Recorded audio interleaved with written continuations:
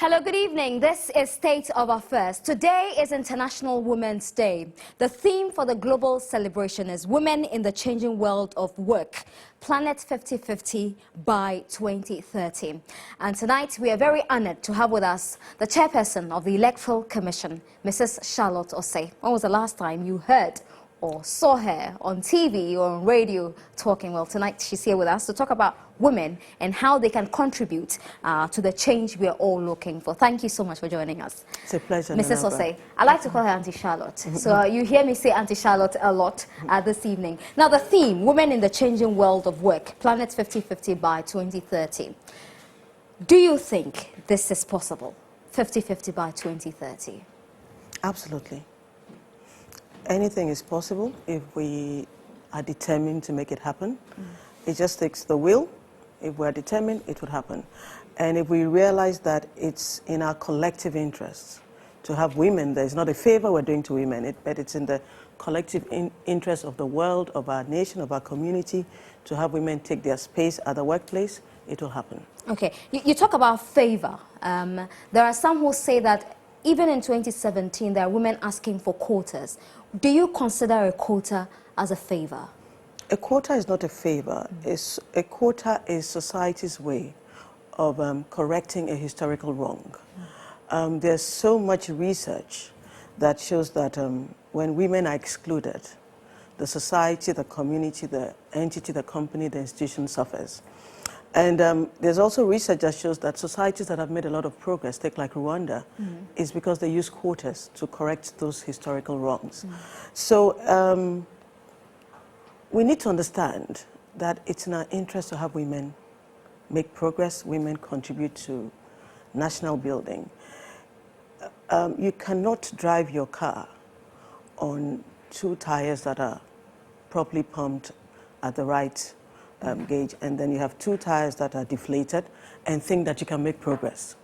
So why do we think we can ignore 50% of our society and exclude them from certain areas and still make progress? So we all have to come to that realization. If it takes quotas, quotas does not mean that we are bringing mediocre women into the workplace. Quotas just means that there's a conscious effort to seek and find qualified women and bring them into that space. And even with mediocre women, well, we've suffered mediocre men all these years. Women also have a right to be there and be mediocre if they so wish. Okay, and still on the issue of quota, because if for instance, and I'm not even asking you to make any political statement, but you hear politicians say that, oh, if I win, I'm going to give 30% representation in this area for women, and it's been trumpeted for a very long time. Are you seeing the reality of it at all? Not quite, but there's progress. Even the recognition that they need to trumpet that is progress. But sometimes when they get into the position and they say they cannot find qualified women, that's where we need a little bit more effort. And the women are there. We just need to make an effort to find them. In most places, once there's an opening, you see a lot of men scrambling. Women would not generally scramble. Why not? Well, it's the socialization. We are socialized. The whole society makes you think you do not belong there. It's in the proverbs, it's in the folklore, it's in the way we carry on even in our politics. Women would not want to come into that kind of space. And so you need to make an extra effort to encourage, to woo them out and bring them in. But the qualified women exist. We just need to consciously find them, identify them, and support them, which also brings to the other side, even we as women, how do we encourage and support other women? We seem to think that it's up to the men to make that space. No, but we stand on the shoulders of the women who have come before us. If you didn't have the Susanna Foriatas and the Mrs. Annie Jagge, if you didn't have all those people, we wouldn't be where we are today. There were female journalists who made space, people like Ifeanyi Dazi, who opened the doors so that people like you can come. And so you also owe a duty to the young ones coming behind you to support them and encourage them and inspire them to also come into that space so that we do not continue to wait for people to seek women out. as women, we have a duty to encourage the ones coming to aspire to greater heights than we have achieved, to come out into that workplace, own that space, and also contribute to building society. Okay. What do you say to a society where you say that women, through socialization, are probably not as aggressive as the men? But what do you say when women have tried to be aggressive to get into a certain space and society tags them? I'm sure you are very familiar with some of these tags. Is that mentality changing from where you sit as a chairperson of the EC? I'm not sure it is changing, because what a lot of women went through in the public space before me, I went through it, and I'm still going through it. But it can change. The big question for me is the men who say those things and who tag the women, who socializes them, who brings them up, who gives birth to them, who nurtures them. So it comes back to us. We have a duty in how we educate and train up our sons. In the same way that we have a duty to make our daughters believe that there are no ceilings and that they can achieve whatever they want to achieve if they focus and they pursue it. We also need to educate our sons to understand that they have a duty to encourage their sisters and not to tag them. But for the women who are already in it, I'll be like, you know what? Ignore the tags, just focus. The tags will come. Is that how you deal with abuse? Oh, yes.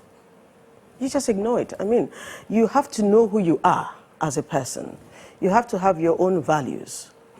They say that reputation is what other people think about you. Ultimately, what matters is your character. Your character would eventually speak for itself. So focus on developing your own values and your own vision, and pursue your vision or whatever God has placed on you to do. Ignore the tags and just focus. That's not who you are. It doesn't bother you at all? No. Not at all? No. That's someone's opinion. Probably right, probably wrong. Usually wrong, but why allow that to affect who you are and what you've been called to do? You shouldn't. Okay, and for a young woman who look up to you, even before I go to that question, would you say that your rise to the top where you are now was easy for you? No, but nobody promised it to be easy. Okay. You faced a lot of obstacles? For whatever you decide to do in life, if the goal is lofty enough, there will be obstacles. Sometimes you do not decide it. Sometimes it's, that's the way I see it. It's a higher purpose. And I get a lot of inspiration from the Bible. I don't know of anyone in the Bible that God either gave an assignment and it was easy. Even when God has given you the assignment, it's not meant to be easy. There are going to be obstacles, but those obstacles build you up. Those obstacles help you to prepare you to deliver on the assignment. So you need to focus on the assignment. You need to focus on where you draw your strength from God. You need to have good people around you who will support you. You need supporters who can also tell you the truth and who can inspire you to be a better version of yourself. And you need the haters as well, because the haters will draw you closer to God. You need them? You need the haters, absolutely. Even God says that He sets a table before you in the presence of your enemies. So there is a purpose for your enemies. Do you know them? Do you know your enemies, your haters? No, and I'm not sure I care. All right, but did you see this position coming your way at any point? Is it something you deliberately worked towards? No. Oh, you didn't? Is it something I wanted? No. You didn't want it? No. Why? Because it's a hard job. It's a thankless job on most days. But there's also purpose to it. If this is your assignment, you do it and you do it to the best of your ability. It's not to say that it's not something other women should not aspire to. If it's something you think is your goal, holding a high public office, I think you should. I think there's no greater honor than serving your country. And so if God lays it on your heart, by all means, pursue it and I'm certain that if you pursue it and it's from God, you will make it. Okay. And you'll succeed at it. All right. Now, the problems women face, especially for young women, I'm sure you have heard it over time. You find young women who say that they are out of school, they're looking for jobs, there's vacancy in organizations, but they're being asked for sexual favors. And it's one of the biggest problems a lot of them have to deal with. When you meet a young woman like that, what do you tell her? I get a lot of that. They come to me in church, in the workplace, and they tell me these stories. You have to have your values as a person that define you. And for everyone, you need to know what you can do and what you cannot do. For me, there are some things I cannot do and sleep well at night. So if you know that's not the path you want to follow, and it's not a path I would advise anybody to follow, then I'll say create your own employment. And if you don't have and the keep means? looking. No, it doesn't always take means. Okay. The vision and the focus is more important than the means. There's all sorts of opportunities around us. We just need to open our eyes and see. And not, but if you're focused on finding employment, you're only looking at that. You're not looking at other options that are available. If you cannot create employment, keep looking. There are other places, there's certainly other places where you would not have to give sexual favors to get the job. So I would say do not give up. I mean, these stories have been around for a long time. And I remember in 2008, when I started my law firm, when I used to be in private practice, it was an all-female law firm. Because we just felt we needed one space where we could focus and work and take care of our families and have time for our children and not have to deal with having to exchange sexual favors. But it's a major issue, and I think as a society we need to start looking at it. For the men who are asking for sexual favors in exchange for jobs, remember tomorrow that could be your daughter, that could be your sister in the same position. And we need to start speaking up about these things and condemning it in our society. It is wrong is wrong, it's simply wrong. Yeah, but we've been talking about this particular one for a very long time, yet it still exists. It means society really is not changing. No, that's why we need more women in higher positions in the corporate world and in public service. That's why we need more female entrepreneurs. They certainly would not be asking sexual favors from the younger girls. And so that's why we all need to be encouraging women to do more in the workplace. When you talk about that, there are some who say women are their own enemies. I'm sure so are men. We've seen men do really mean things to themselves, even in the political space, but we never say men are their own worst enemies. Yeah. So you think it's also an attempt? It's human. It's human. Yeah. But when you hear women are their own enemies, do you feel it's an attempt to further, restrict women? Yes, it's an excuse to keep women boxed up. And I've seen the same things they accuse women of doing, I've seen men doing it and doing even worse. But beyond that, as women, and because of the kind of societies we live in and society's perceptions of women, that's why we need to make more of an effort to support and encourage each other so that we do not hear these things anymore. We need to help and mentor our younger ones as they're coming on. And when people say that, it's also because society recognizes that it has not been fair to women. And society probably feels that women should be nicer to themselves than they see us doing. Okay. Now, I met a young lady a few weeks ago. She applied to be an air hostess for one of the airlines in Ghana. She signed up, she got her contract, and then, after she gave the contract to a lawyer according to her, and she realized that the airline barred her from having a baby for the first 5 years or getting married for the first 5 years. So she had to decide between having a baby and getting married or taking this job and then going 5 years without the commitment to start a family. But that contract is discriminatory, and she should probably be reporting them to Shraj. It's a discriminatory contract because you are not seeing them barring the male flight attendants from having babies for 5 years. It's simply discriminatory. And our Constitution frowns upon discrimination. Yes. Now, because I knew you would bring in the Constitution, we know all of this is unconstitutional, yet it is happening in the workplace every day. Because we're not reporting it. That's why Shraj is there. We need to be reporting it. And so that it may not even be a matter of sanctioning the organizations. The organizations themselves may not recognize that this is discriminatory. Right. But then you could have a state institution taking it up and engaging that organization and telling them to remove those discriminatory clauses from their contracts of employment. Okay, so for a young woman like that who probably feels that, okay, if I go to Shraj or any other institution, this case is going to drag, but I need the job. I will take the job and I'll challenge the contract. They can't take her on? For doing what? Well, if she decided that in that 5 years she went to have a baby. No, I will take the job, and as soon as I got the job, I'll challenge that part of the contract. And probably get the other women in the organization to join me. And let's have a court decide, or Shraj decide on the constitutionality of those clauses. Okay. We've seen a lot of women now enrolled in schools because there was a conscious effort to get the girl child educated. Are you seeing the impact of it after so many years? Yes, I'm sitting in a studio being interviewed by a female media personality who is a very influential one at that. So surely we're making some progress. I think as a society, to be fair, we have made progress. We've made more progress than others. I think we've almost finished the firsts. Because every time I hear the first female, then for me, it shows that we're not there yet. We've cleared almost all the firsts. Chief Justice, EC Boss, NCCE, almost all the key ministerial. We still don't Chief have of finance. Staff. We have Chief of Staff now. Yeah. We have foreign. Yeah. We've had 2 female foreigns, 2 female ministers of justice. So I'm waiting for a female minister of finance and, of course, a female vice president and a female president. But do you think that will happen in our lifetime? Of course, absolutely.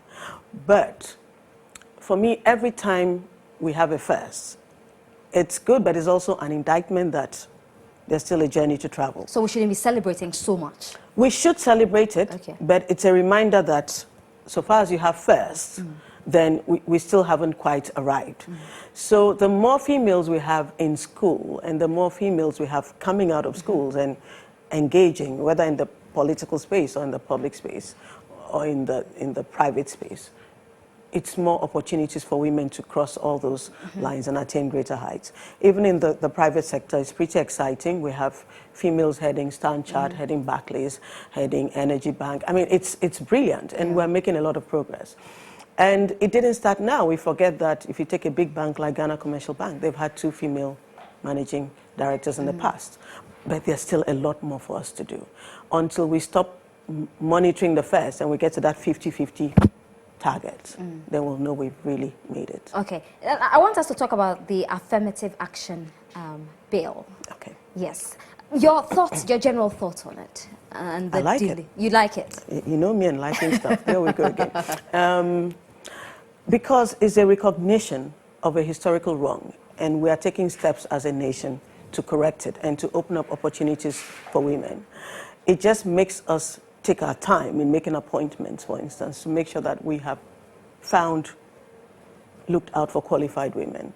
And of course, in most places where it exists, where you have a qualified female and a qualified male, then you should give the opportunity to the qualified female. So it doesn't mean that open the doors and allow all the women in. It just means that give women the same opportunities that we've been giving to our brothers in the past.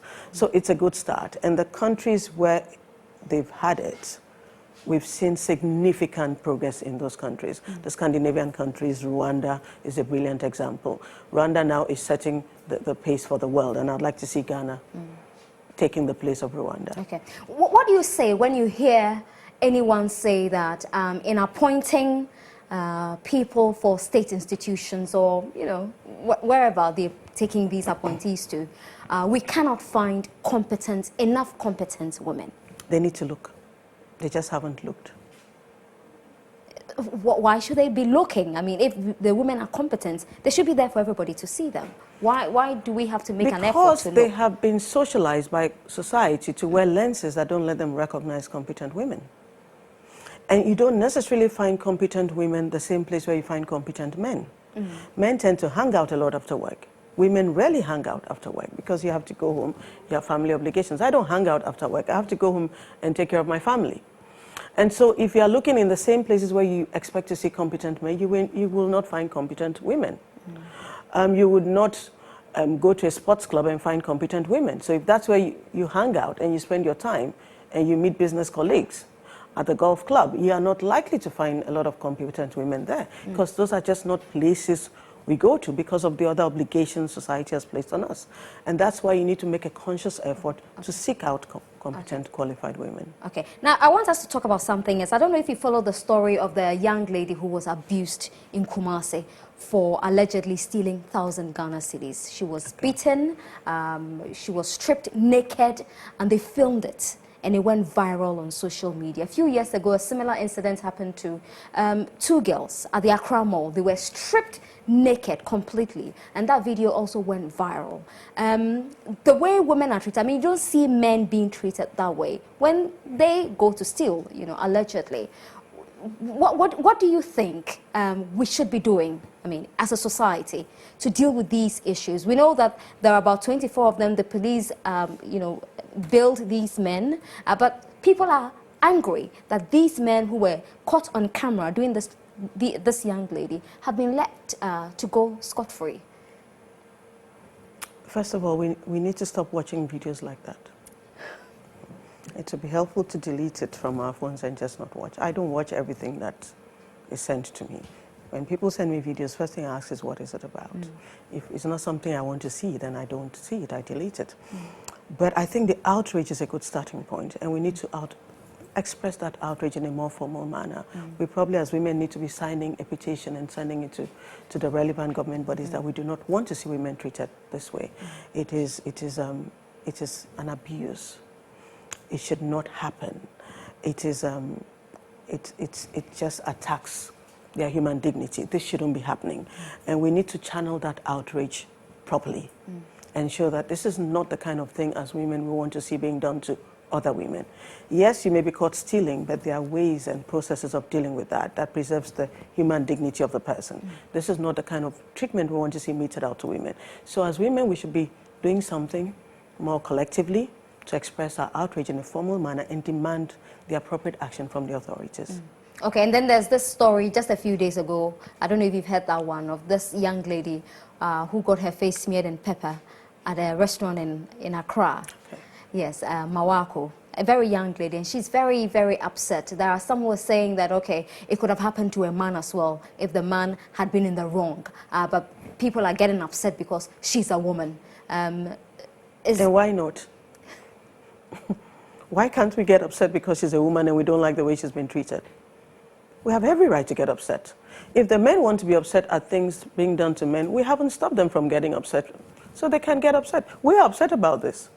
And we don't have to justify why we're upset. Right, that's very interesting. All right, we're going to take a short break. We'll come back in a bit to talk to Mrs. Osei about opportunities for women, not just in the workplace, but in schools, the courses girls offered in school. Sometimes you're told that, oh, you're a woman, let's give the spot to a man because it is a science program. Stay with us, we'll be right back.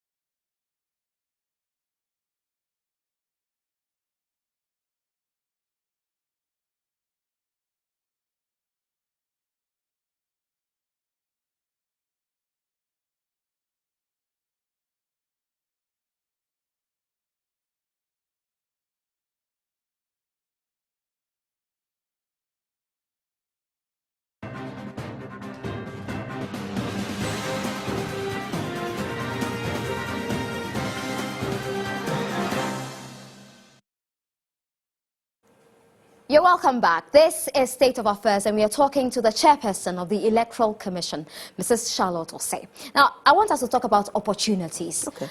Was it easy for you to just get up when you were young and to say that I want to be a lawyer? I didn't actually take that decision myself. My parents took that decision. And you were happy with it? No. It took a long time to be happy with it. So I wanted to do something else, but they felt... What did you want to do? I wanted to be a florist. Oh, yeah. Well, you still have a lot of flowers in your home. Yes, I do. They felt I was too mouthy and I should go and do law, so I ended up doing law. Yeah. But I remember, and this is where we need some balance, I was strongly encouraged by my dean at the time to apply after GHOne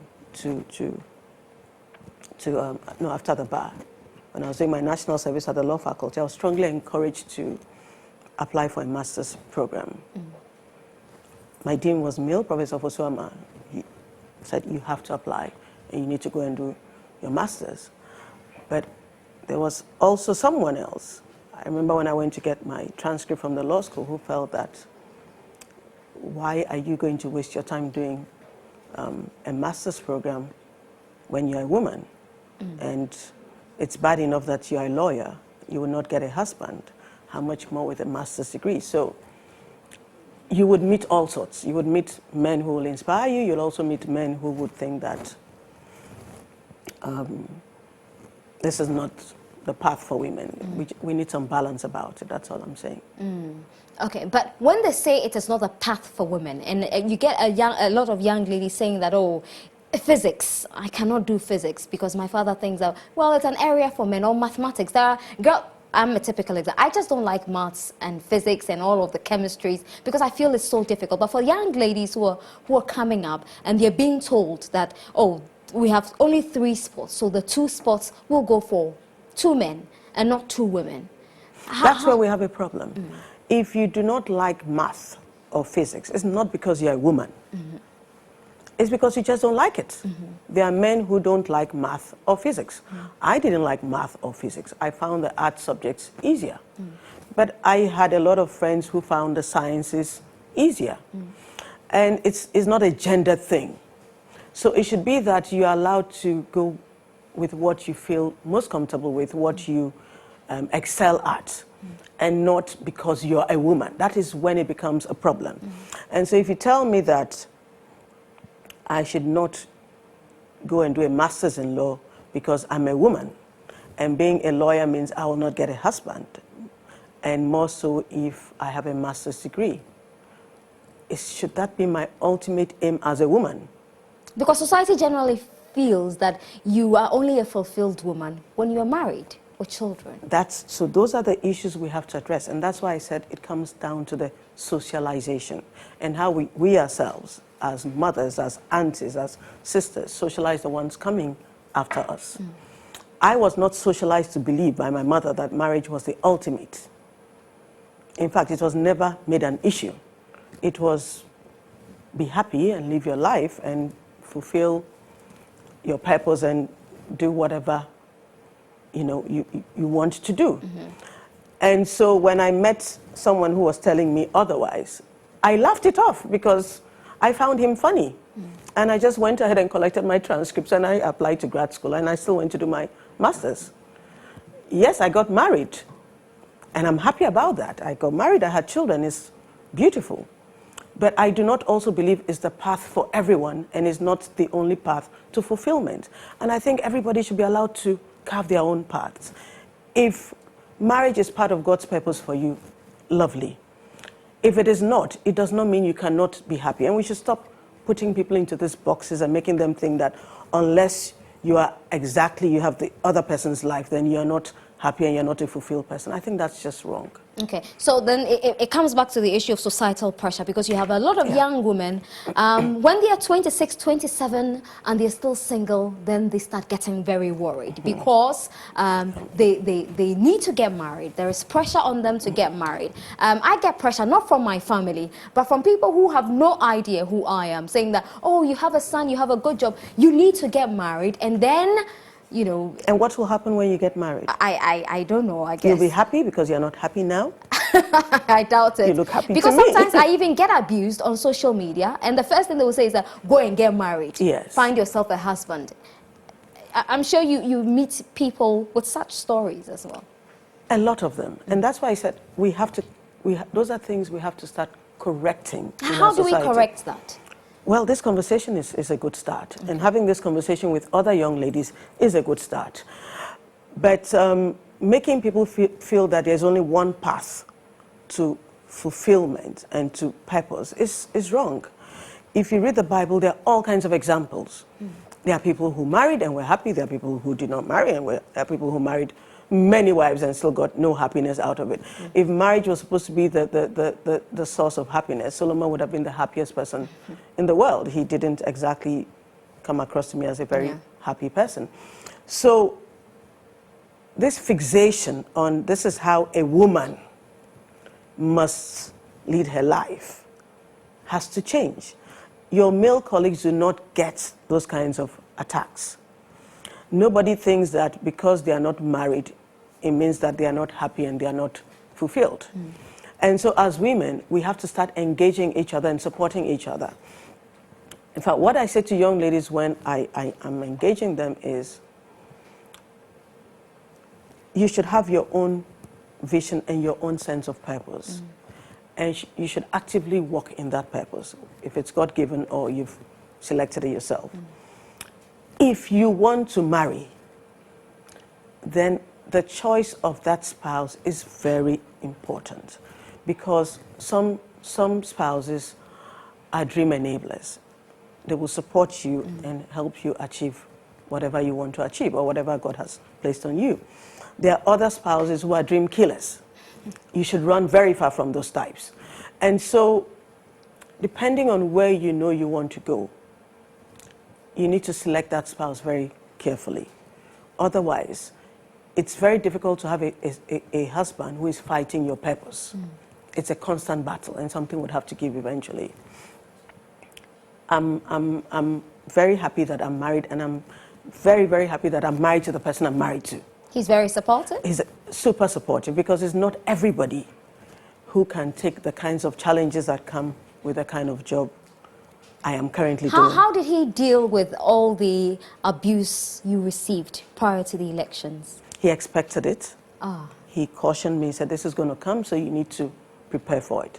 So he was a source of strength, because he knew, he said, when they start attacking a woman, this is what they say, and this is what is going to come. So he prepared your mind? Yes, he said, so prepare for it. And he was really strong and very supportive in managing a lot of things that there were a lot of family commitments I just could not keep up with, because last year was really busy. And in terms of getting that support is very, very critical to being the person you want to be. Okay. Now, just before we wrap up on the issue of the abuse, because after the elections, everybody was talking about Charlotte Osei and how phenomenal you have been at the EC. How do you feel hearing all of that praise, especially coming from a period when every day you were on the lips of Ghanaians, being abused sometimes for the right reasons, sometimes for the wrong reasons, most of the time for the wrong reasons. You are thankful to God that it came to an end, and that it came to an end successfully. But if you're going to go into public office, one of the things you need to learn to do is, one, be true to yourself. Have your own value system. Hold on to it. And then you learn not to take anything personal. Right. Whether it's criticism, whether it is abuse, whether it is praise, don't take it personal. Did you get off? Did you feel at some point that, why don't you just criticize my work? Because there's a difference between criticism and the abuse that some women do receive in positions like yours. The master's degree that I was asked not to, I was encouraged not to study for, because I would not get a husband, was in gender inequality. Okay. So I do know what comes with the terrain.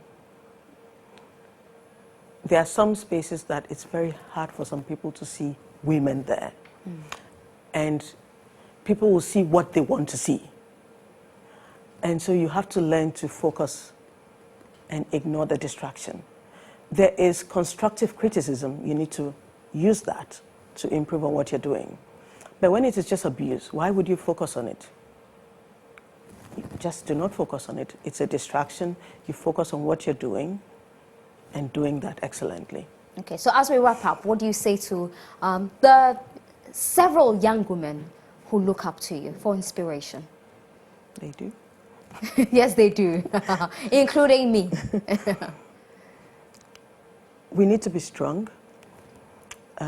We need to persist. We need to understand that no one said it was going to be easy, but we're doing it for the ones who are going to come after us. And for their sakes, we need to apply ourselves. We need to be very diligent with what we're doing. We need to, you have to excel. You have to have your values. You have to determine what your own character is. You have to be your own authentic self. You have to have purpose. And to that purpose, you need to add prayer and you need to add action. You're very prayerful, aren't you? You have to be to survive. When you add prayer and you add diligence to that purpose or that vision, you'll make it. Thank you very much. Pleasure. Mrs. Charlotte Osei, Pleasure. Chairperson of the Electoral Commission. We've been talking to her on the occasion of the International Women's Day. Thank you for watching. Have a good night.